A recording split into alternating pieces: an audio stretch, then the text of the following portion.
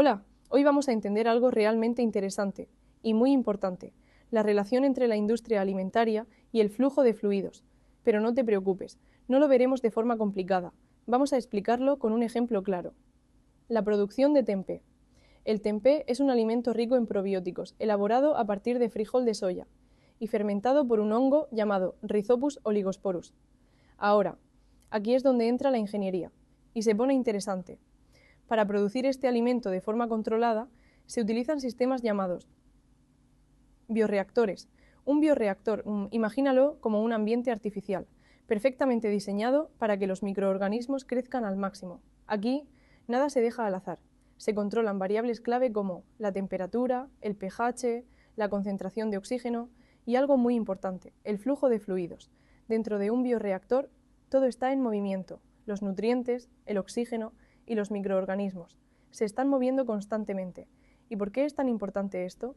Porque este movimiento permite que los nutrientes se distribuyan de manera uniforme, el oxígeno llegue a todos los microorganismos y se eliminen los desechos. Pero cuidado, si el flujo no es el adecuado, el sistema falla. Pueden formarse zonas sin oxígeno o con acumulación de sustancias tóxicas. Por eso, además de temperatura, pH y oxígeno, también se controla la agitación del sistema y la transferencia de masa. Esto asegura que todo dentro del bioreactor funcione de manera eficiente y que los microorganismos hagan bien su trabajo. En el caso del tempeh, aunque tradicionalmente se produce de forma sólida, estos principios permiten optimizar su producción a nivel industrial. Así que el flujo de fluidos no es solo física, es una herramienta clave para mejorar la calidad, la seguridad y la eficiencia en la industria alimentaria.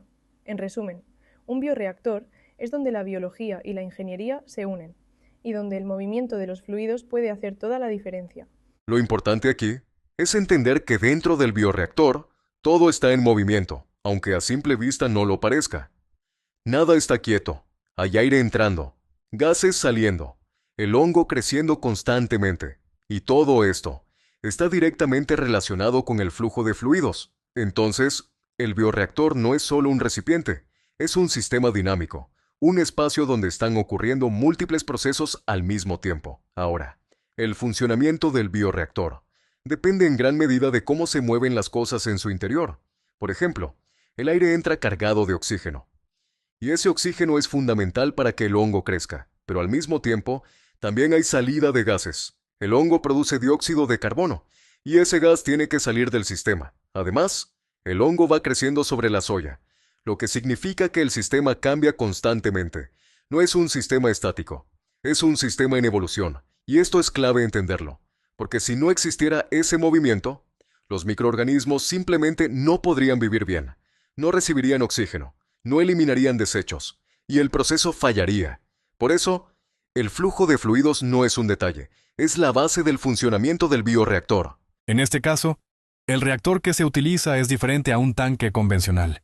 No se trata de un sistema cerrado típico, sino de una estructura formada por placas y marcos. Es en estos espacios donde se coloca la soya, creando el medio sólido sobre el cual ocurrirá el proceso. Posteriormente, se agregan las cepas del hongo Rhizopus oligosporus, dando inicio a la fermentación. A partir de este momento, el sistema comienza a activarse.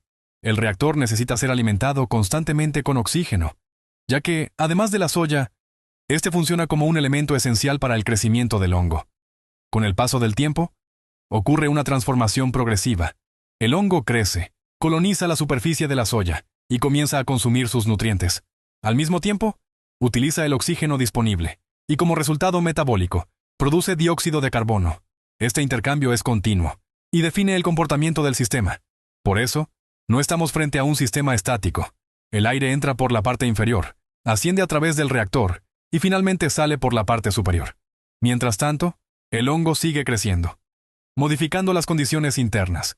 La estructura, la composición y la dinámica cambian constantemente. En consecuencia, este tipo de bioreactor debe entenderse como un sistema dinámico, en evolución continua, donde el flujo de aire y el crecimiento biológico ocurren de manera simultánea. La ecuación de acumulación de masa puede sonar compleja al inicio, pero en realidad describe una idea bastante sencilla.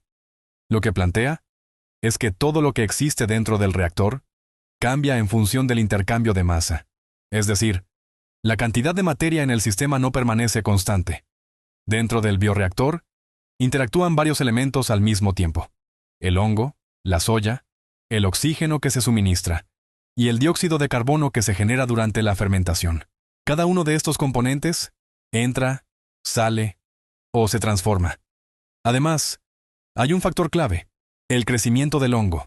A medida que el hongo se desarrolla, la cantidad de biomasa aumenta, y eso modifica directamente la masa total del sistema. Por lo tanto, el reactor está en cambio continuo. Nunca es exactamente igual en dos momentos distintos. En términos simples, todo lo que entra al reactor, todo lo que se genera dentro y todo lo que sale, define cómo cambia la masa con el tiempo. Eso es justamente lo que expresa la ecuación de acumulación de masa, un balance entre lo que se agrega, lo que se transforma y lo que se elimina del sistema. En esencia, es una forma de entender cómo evoluciona el reactor a medida que ocurre la fermentación. Ahora, vamos a hablar de algo clave: la ecuación de cantidad de movimiento. Aquí, ya no solo vemos que el aire se mueve, entendemos cómo se mueve y qué fuerzas lo afectan. El aire entra al reactor, pasa a través de la soya y del hongo, y finalmente, sale del sistema. Pero hay algo muy importante: el aire no fluye libremente. Mientras avanza, encuentra resistencia. Por ejemplo, el aire choca con la soya, y eso genera fricción. Esa fricción hace que el aire pierda velocidad, pero no solo eso. También existe presión, que empuja el aire para que siga avanzando. Es como una competencia constante entre fuerzas que lo mueven y fuerzas que lo frenan, y aunque no es lo más dominante, la gravedad también influye. Todo esto en conjunto determina cómo se mueve el aire dentro del reactor.